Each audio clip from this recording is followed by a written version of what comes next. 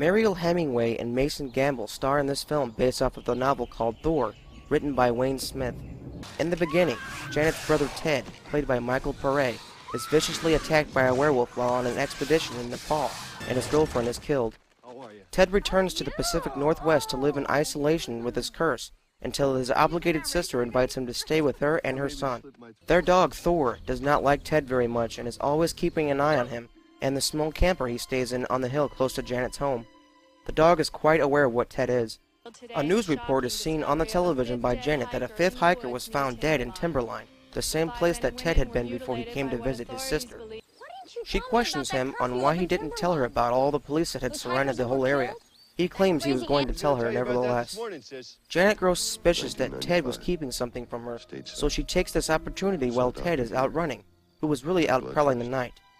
She finds a strange diary in Ted's camper, filled with Ted's recordings of his ailment. Had another blackout last night. Woke up in the woods. Where were you? The next morning, she inquires where he was, and Thor attacks Ted after he winks his eye at him. Janet has Thor taken away.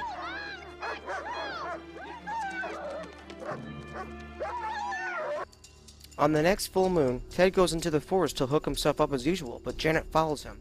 Meanwhile, Brett wants her way to the dog pound to break Thor out. Janet confronts Ted just before he puts his handcuffs on. After words are exchanged, he begins to transform. He was trying to protect you. Halfway through his transformation, Janet runs home, terrified out of her mind. Meanwhile, Brett has already let Thor out of his kennel, and Thor begins to run home, with Brett following on his bike. Janet gets home and goes straight for her gun and bullets, panicking. Through the window, Werewolf Ted comes, and she runs upstairs into Brett's room. Werewolf Ted breaks down the door, knocking her down.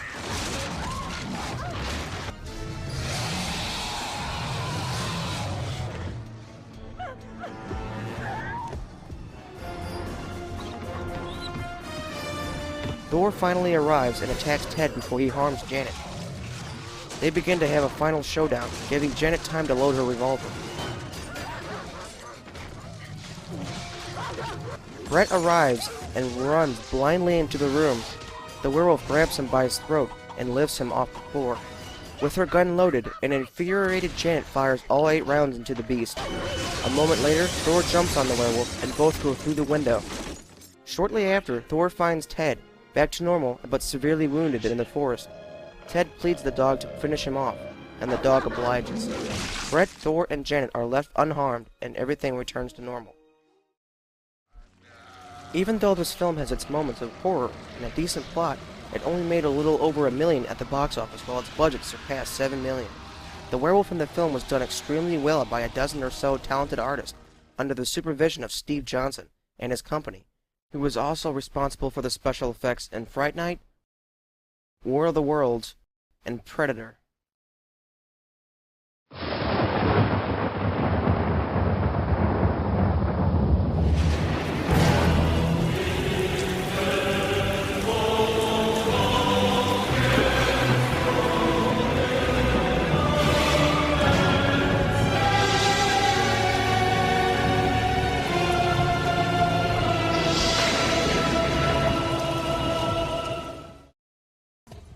This film is a sequel to An American Werewolf in London and stars Tom Everett Scott and Julie Delpy as Andy McDermott and Seraphine Piggott, respectively. Andy's life changes once he literally falls for a woman named Seraphine who had just jumped to her death from the Eiffel Tower. Luckily, he and a few friends already had the gear to bungee jump. Upon letting her go, just mere feet from the ground, he flings back up and hits a beam, concussing him and knocking him out. The only thing he has from her is her shoe, of which she had left behind. He tracks her down at her home to return the shoe and eventually coaxes her into meeting with him in front of the concert hall. There, she thanks him for saving her life. You mean it? I promise. Eventually, Andy and his friends get invited to a party from a man named Claude in an old, abandoned cathedral where all the hosts, including Claude, turns out to be werewolves. One of Andy's friends is attacked and killed, but Andy survives, but is wounded. He wakes up in Seraphine's home and she tells him he is a werewolf, and that she is too. It was a werewolf. He doesn't believe her and ends up transforming and killing another American girl. After waking up nude in the public, he is arrested, but averts capture by posing as a dead body in a morgue. This is when he is visited by the American girl and his friend who were killed earlier, paying homage to the rules of the first film. Andy has to find the werewolf who infected him, and kill it. Then he has to eat its heart. Then eat out its heart.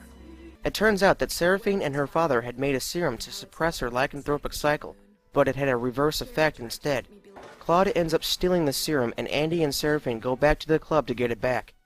Andy ends up chasing after Claude through the catacombs of the cathedral, and they end up in a train station.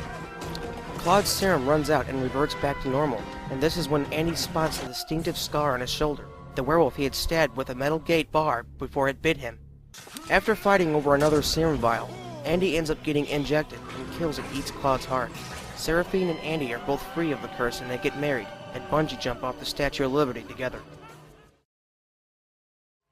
This film was not received very well from the critics. One reason is that American Werewolf in Paris relied too much on CGI during the transformation and chase scenes rather than Rick Baker's Oscar-winning special effects in the first film by using latex and makeup. Most people complain about the werewolves' look in the film, comparing them to hairless, short-muzzled rodents. They also complained that the film was too dull and predictable, and that it had been too far pushed for the teen audience rather than adult.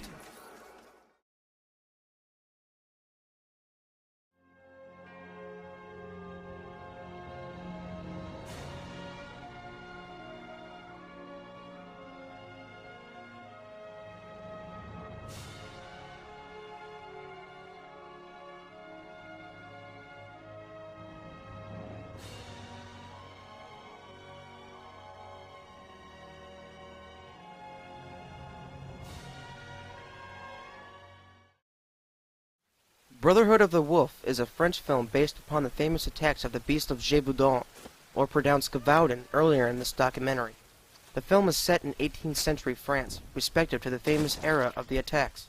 The film revolves around Grégoire de Fronsac, played by Samuel Le Bihan, and his companion, Manny, played by Marc Dacascos, who arrive in Gévaudan at the beginning of the film to capture the beast. Grégoire is initially skeptical that the beast is a wolf, judging by all the eyewitness accounts describing it as being up to 500 pounds, too big for any wolf he has ever seen.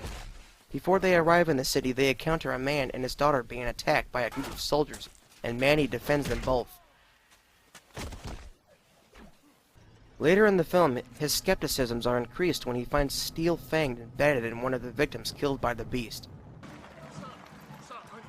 After the investigation has not brought a stop to the beast, the king's weapon master arrives to put an end to the killings. But the man does not do so. Instead, he kills a regular wolf and orders Fronsac to alter the beast's corpse to look accordingly to the description of eyewitnesses.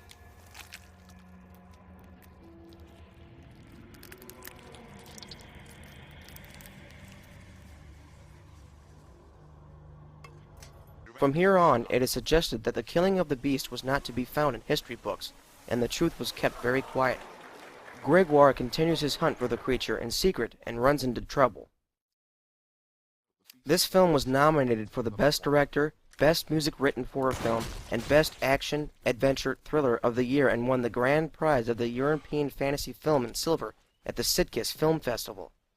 Harry Knowles of the Ain't It Cool News writes that the film is exciting, alluring, and thrilling. Even Robert Ebert thought the film was quite entertaining. The film has a limited number of fight scenes, but each one of them is brutal and a work of art. Take this and top it with a very well-written storyline, and you've got yourself a very good film to watch.